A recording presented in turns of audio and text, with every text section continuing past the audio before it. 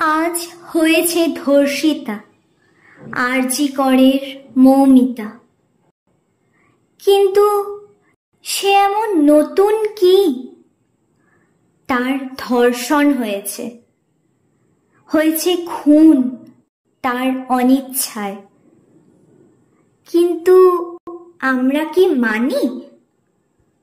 হ্যাঁ, হয়তো অনেকেই জানি যে এমন অনেক নিবাসেও রয়েছে সমদুহিতা, যে ধর্ষিতা সে শারীরিকভাবে ক্লান্ত, বিধ্বস্ত, মৃত্যু পথযাত্রী, কিন্তু আরো নিবাসে ও বহু স্থানে রয়েছে তার মতোই বহু নির্যাতিতা।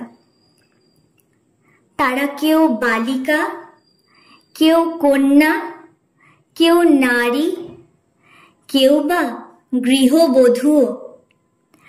তারাও সমভাবে ধর্ষিত, নির্যাতিত, পাশবিক ভৎসনায়, মানসিকভাবে নগ্ন কটু উক্তিতে তারাও বিধ্বস্ত, ক্লান্ত।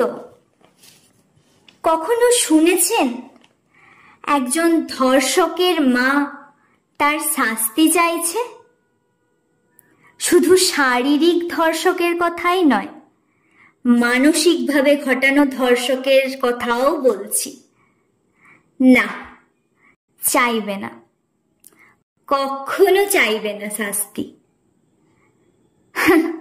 যদিও সে নিজেও নারী, তাদের থেকেই তো আরো অনুপ্রাণিত হয় এই সব মানসিক ও শারীরিকভাবে ঘটানো ধর্ষক পিশাচকারীরা। কিন্তু তাতে কি? শিক্ষা কি তাদের আদেও হবে? রুচিবোধ কি তাদের কোনোদিনও পাল্টাবে? আমাদেরও ভুল।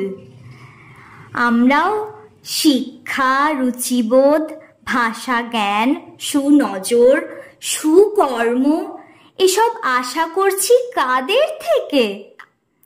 যারা আমাদেরই চারপাশে থেকে মুখোশ পরে ধর্ম কর্ম সম্পর্কে জ্ঞান দেয় একে অন্যকে, মুখোশের প্রলেপে থেকে বোঝানোর চেষ্টা করে তারা সাধু, তারা ধার্মিক, তারা নাকি সৎ, তারা নাকি চরিত্রবান।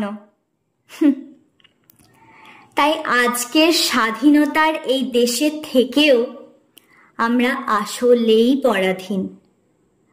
আমরা পরাধীন সমস্ত কুরুচিকর, কুভাষাবিদ মানসিকতার কাছে, কুরুচিকর কর্মকাণ্ড ঘটানো ব্যক্তিত্বের কাছে।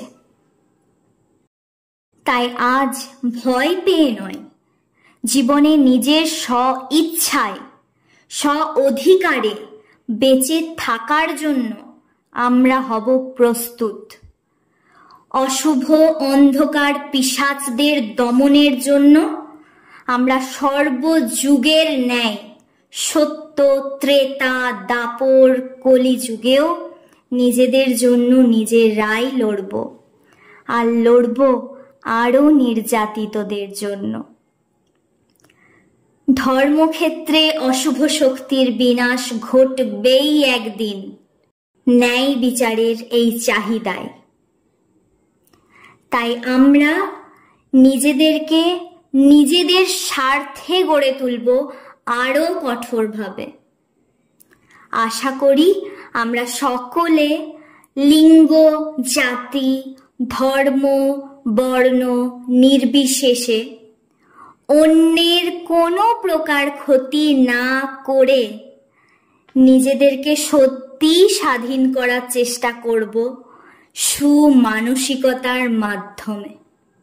ধন্যবাদ।